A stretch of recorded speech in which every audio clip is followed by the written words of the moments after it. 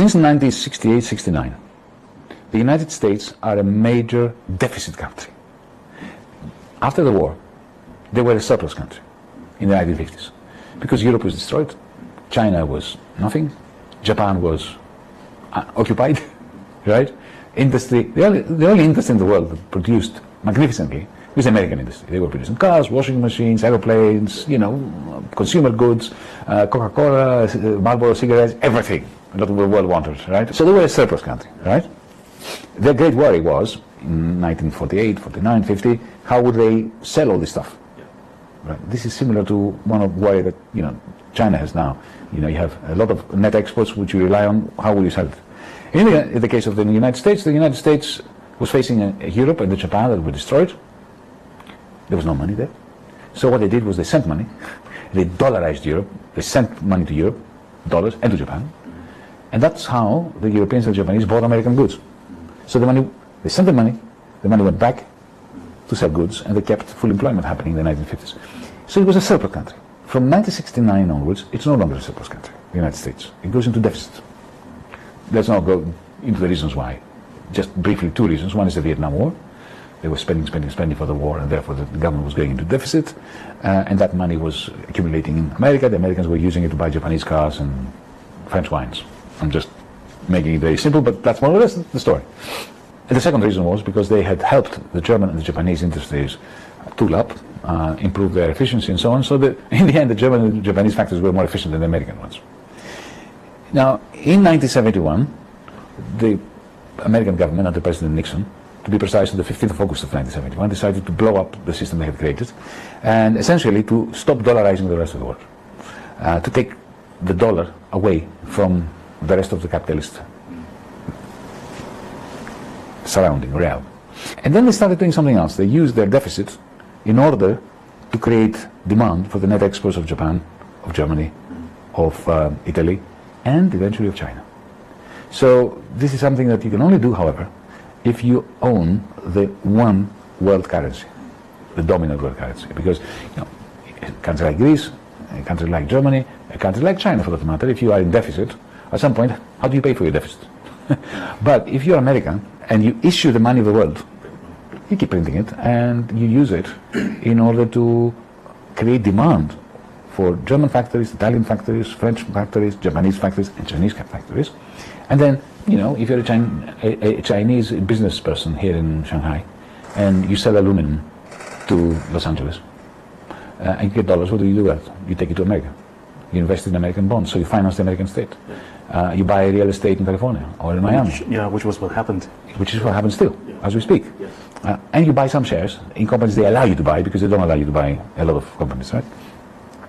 And that's great for America. But this whole hegemonic power, this is incredible thing. It's the only time in human history that an empire gets stronger by being in the red, by being in deficit. This has never happened before. When the British Empire went to the red, they collapsed. When the Roman Empire, the Spanish Empire, the Dutch Empire, when an empire up until now went into deficit, it collapsed.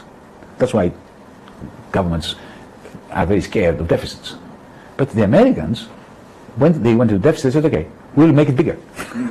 We will grow our deficit and make other people pay for it. But that requires the monopoly of the monetary transaction system, which they have. Why am I saying all this? Because to understand the new Cold War, you have to understand the terror in the hearts and minds of officials in Washington that they will lose this monopoly over money, over the payment system, the international payment system. And that, in the middle of this nightmare for them, is China. Because China is the only country in the world that can create an alternative payment system at the international level. It's nowhere near doing it yet in a way that would seriously damage the dollar, but they can see it happening. That is why I think they're prepared to unleash not only economic warfare, like Trump and Biden did, but actual nuclear warfare. Why is China a threat? We all know, here in China you pay with WeChat. In Europe, in America, we pay with Google Pay, with Apple Pay, with all sorts of pay, digital. We know that the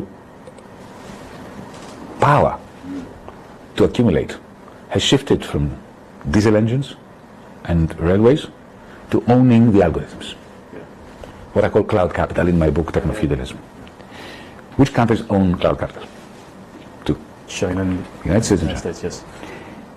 So China is becoming a competitor to the United States in the realm of, in the type of capital, which is now giving maximum power to whoever owns it.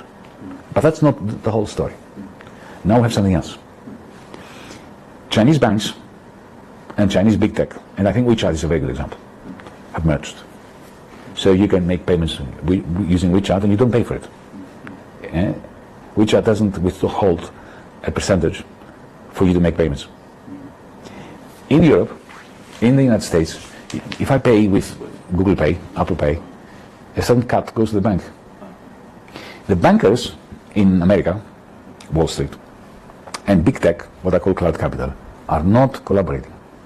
They're refusing to collaborate. Why? Because the bankers do not want to share their banking rents with big tech, with Silicon Valley. So they're clashing. So the dollar payment system is fragmented because of this clash between the business interests of Wall Street and the business interests of the owners of cloud capital.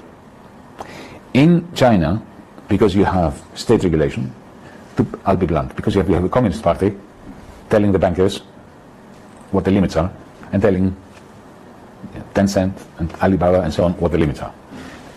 Chinese cloud capital and Chinese finance have merged into what I call cloud finance. It's seamless.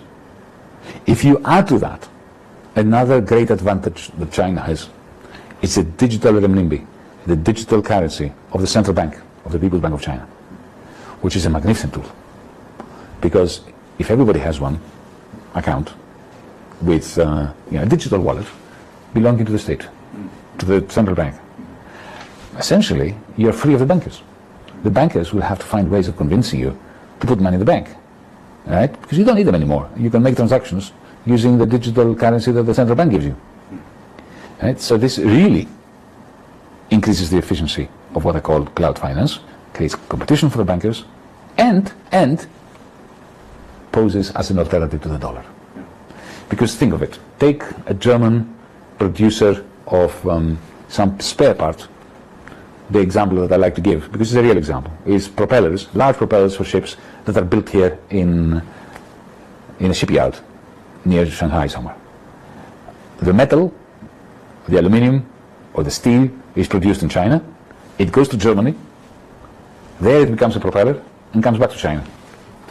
If you're the German producer of the propellers, before the digital renminbi,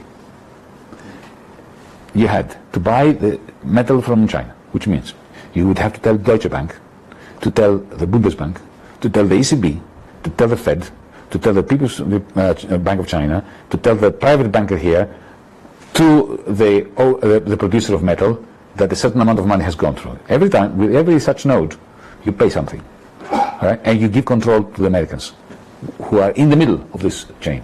And then, when the metal comes and you produce a propeller and you send it back, the Chinese shipyard has to go through this whole process again to pay you. But with a digital account that the People's Bank of China produces, the German manufacturer can have an app also. It's not confined to Chinese citizens, right? And you press one button and you pay, and the shipyard pays another button and gets paid. Of course, in renminbi, not in dollars. As long as the German manufacturer has business with China, maybe wants to buy a Chinese electric vehicle or Chinese solar panels, then why use the dollar system? That is a clear and present danger to the hegemony of the United States. For me, this is the reason why the new Cold War is being unleashed against China. Let's say you're a Saudi sheikh, right? And you have lots of oil money, petrodollars. You think the Americans confiscated $450 billion from the Russians. Well, maybe they won't like me tomorrow, and maybe they will confiscate my dollars. So what you do is you don't put all your money in the Chinese superhighway, but you put some. You hedge your bets, right? The Americans see that, and suddenly they can see that their very old-fashioned, fragmented, backward payment system, which was the only one in the world, now has a superhighway competing with it. They are prepared to start a nuclear war to stop the shift, the transfer of funds, of transactions from their highway to the Chinese superhighway, because they know that the moment that transfer takes place, then American hegemony is finished.